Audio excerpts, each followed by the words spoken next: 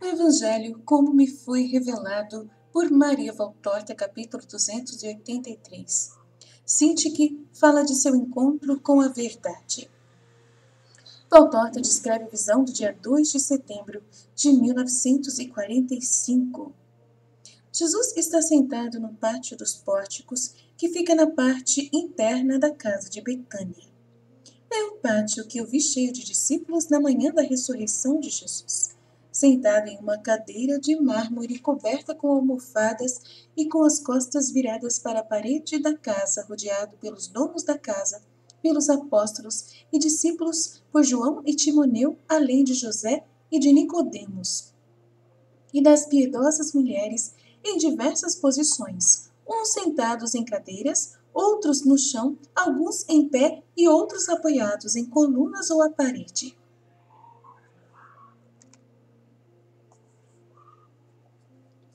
Era uma necessidade para não sentir todo o peso da minha condição.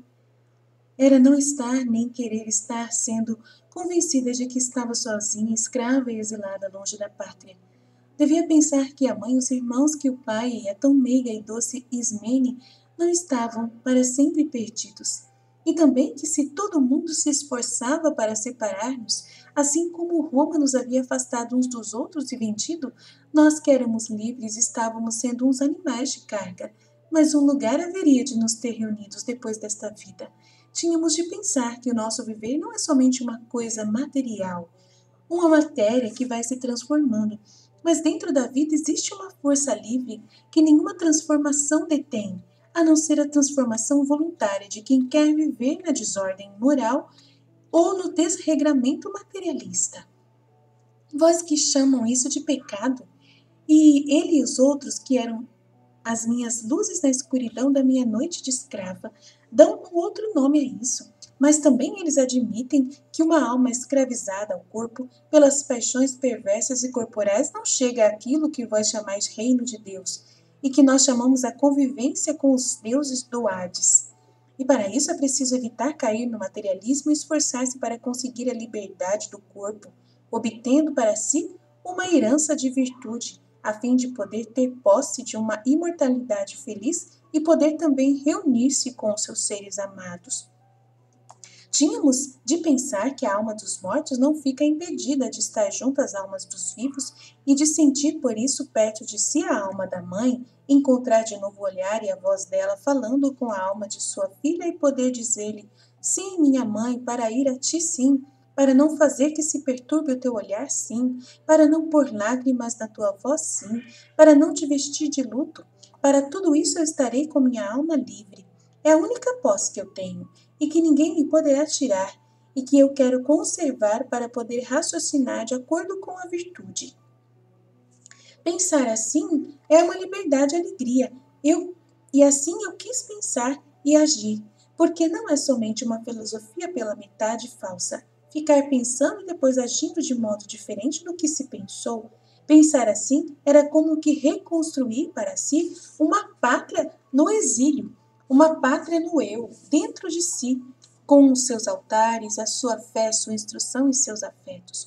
Uma pátria grande, misteriosa e, no entanto, não a tal ponto por aquilo que a alma tem de misterioso, que sabe que não está ignorando o que está do outro lado, ainda que por enquanto só o conheça como um marinheiro que lá do meio do vasto mar, em uma manhã nevoenta, conhece os pormenores da costa de um modo confuso, como um esboço apenas, como um ou outro ponto que se delineia nítido, mas que lhe basta, que basta ao cansado navegante que as tempestades andaram torturando para dizer-lhe: lá está, é o porto, é a paz, a pátria das almas, o lugar de onde nós viemos, de onde somos, o lugar da vida, porque a vida é gerada pela morte.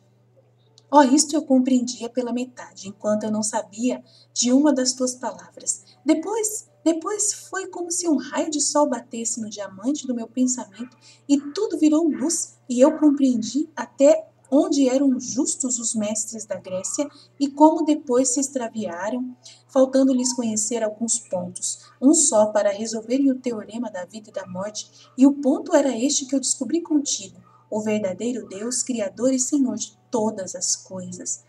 Posso eu dizer o seu nome com estes meus lábios pagãos? Sim, que o posso, porque dele, como todos, eu também venho, porque ele pôs capacidade nas mentes de todos nós, seres humanos, e nos mais sadios pôs uma inteligência superior, pela qual verdadeiramente eles parecem os semideuses, pois seu poder ultra-humano.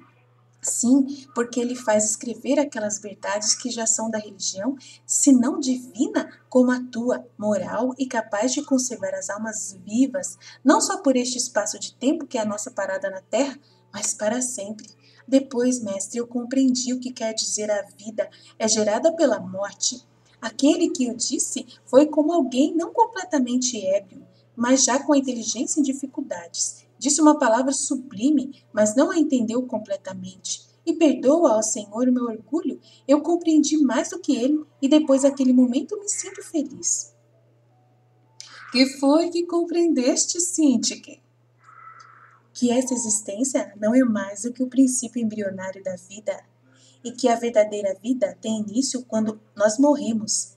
E aí nós temos a luz, nos damos a luz, nascemos de novo. A verdadeira vida, ao Hades, né, ao céu, como você disse, a vida eterna.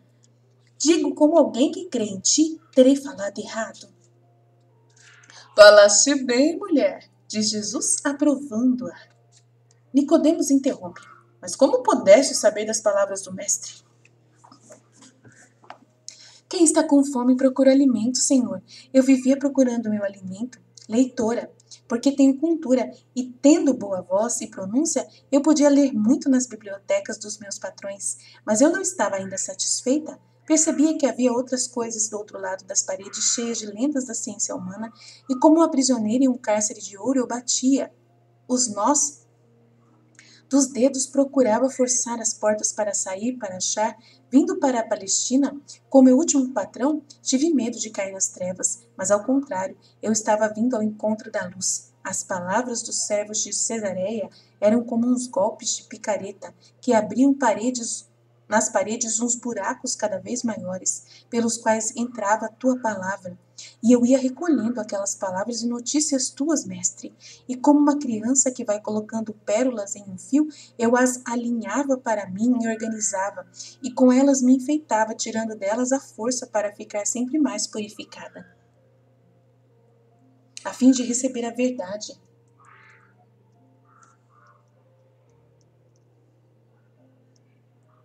Na minha purificação mental, eu ia percebendo o que a teria encontrado, a verdade que faltava, e já desde esta terra, à custa da vida, eu quis ser pura para o encontro com a verdade, com a sabedoria e com a divindade. Senhor, eu estou dizendo palavras loucas, eu sei.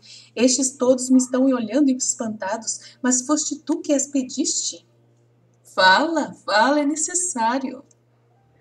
Com fortaleza e esperança, eu consegui resistir às pressões externas. Eu teria podido ser livre e feliz segundo o mundo, e bastava que eu tivesse querido. Ah, mas eu não quis trocar o saber pelo prazer, porque sem sabedoria nada vale ter as outras virtudes. Ele, o filósofo, já o disse. Justiça, temperança e fortaleza, se não forem acompanhadas da sabedoria, serão semelhantes a um cenário pintado, uma virtude realmente de escravo, sem nada de sólido e real.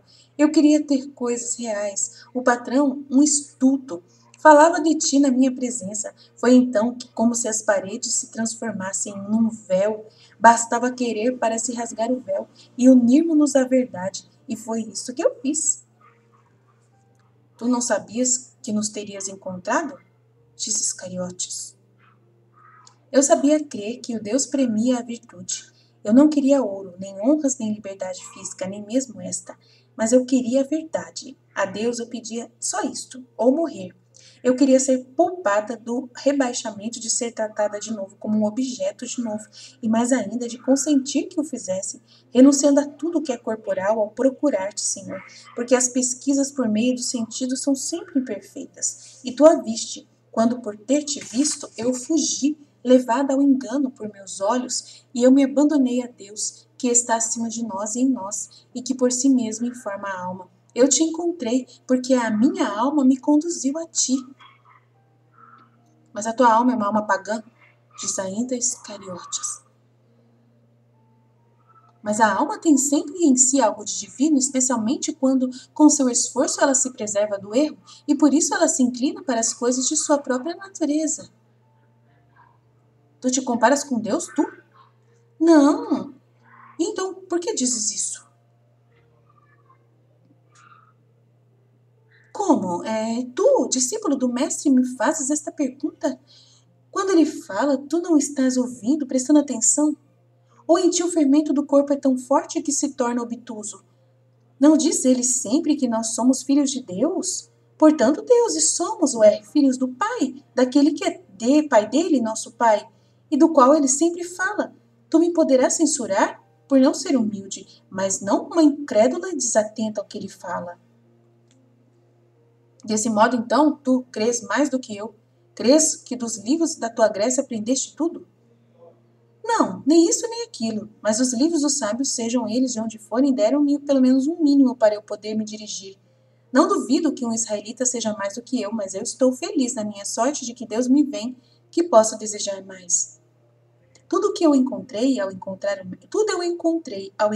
o mestre, e acho que esse era o meu destino, porque na verdade eu vejo que vela sobre mim um poder que traçou para mim um grande destino, para mim que nada mais fiz a não ser acompanhá-lo, tendo percebido como ele era bom.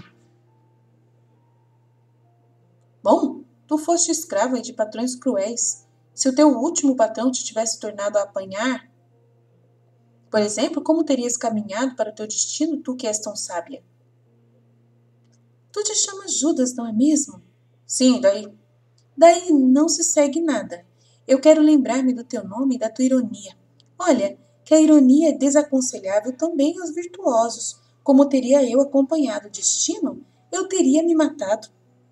Porque realmente, em certos casos, é melhor morrer do que viver, ainda que o filósofo diga que isso não é bem e que é ímpio, e que é uma coisa ímpia procurarmos o bem por nós mesmos, porque só os deuses é que têm direito de nos chamar para eles. E essa ideia de ficar esperando o sinal dos deuses para fazê-lo foi sempre o que me conteve quando eu estava acorrentada naquela minha triste sorte. Por isso nunca me matei. Mas agora, em alguma nova captura pelo asqueroso patrão, sim, eu teria visto o último sinal. Eu teria preferido morrer a viver. Eu também tenho uma dignidade, homem. E se ele te tornasse a apanhar agora? Estaria sempre nas mesmas condições. Agora não me mataria nunca mais. Agora eu sei que as violências feitas à carne não lesam o espírito, que não consente. Agora eu resistiria até ser dominada pela força, ser morta pela violência, porque também isso eu tomaria como um sinal de Deus de que com aquela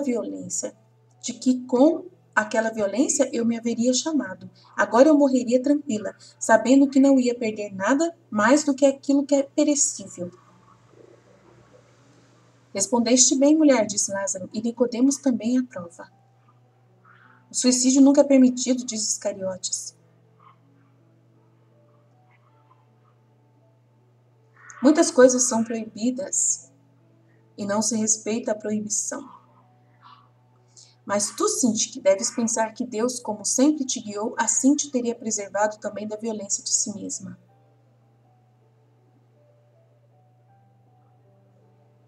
Agora vai. Eu gostaria que tu fosses procurar o menino e me trouxeste, de Jesus com doçura. A mulher se inclina até o chão e lá se vai. Eu acho que foi Jesus que falou isso aqui para ela. Muitas são as coisas proibidas e não se respeita a proibição. Mas tu sente que deves pensar que Deus, como sempre te guiou, assim te teria preservado também da violência de si mesma. Agora vai. Eu gostaria que tu fosses procurar o menino e me trouxesses. Diz Jesus com doçura. A mulher se inclina até o chão e lá se vai e Lázaro murmura. É sempre assim, eu não consigo compreender como é que essas coisas que para ela foram vida, para nós de Israel foram morte. Se tiveres um modo de examiná-la de novo, verás que no próprio helenismo que nos corrompeu, há possuidores de uma sabedoria que a salvou. Por quê? Porque admiráveis são os caminhos do Senhor, e Ele os abre para quem os merece. E agora, meus amigos, eu me despeço de vós, pois a tarde já vem bem adiantada. Fico contente por todos vós terdes ouvido a grega falar. da comparação de como Deus se revela aos melhores. Tirai a lição de que querer excluir a todos os seres que não sejam de Israel das fileiras de Deus é uma coisa odiosa e perigosa, incluindo nós também. Tomai isto por uma norma para o futuro. Não fiqueis resmungando Judas de Simão. E tu, José, não tenhas esses escrúpulos fora de lugar. Não estáis contaminados por nada, depois de ter vos aproximado de uma grega. Fazei por onde não vos aproximardes do demônio. Adeus, José, adeus, Nicodemos. Poderei eu ver-vos ainda enquanto estou aqui?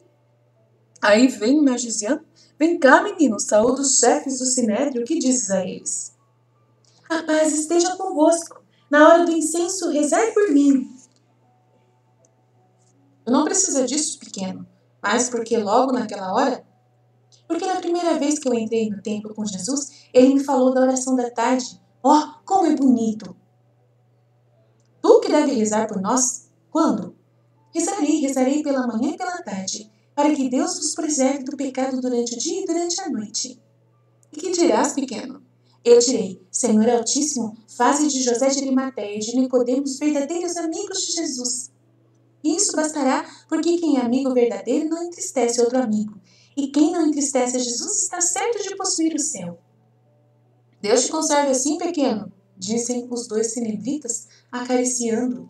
Depois eles saúdam o mestre, em seguida a Virgem, e a Lázaro em particular, e a todos os outros de uma só vez, e vão-se embora. E assim termina a lição.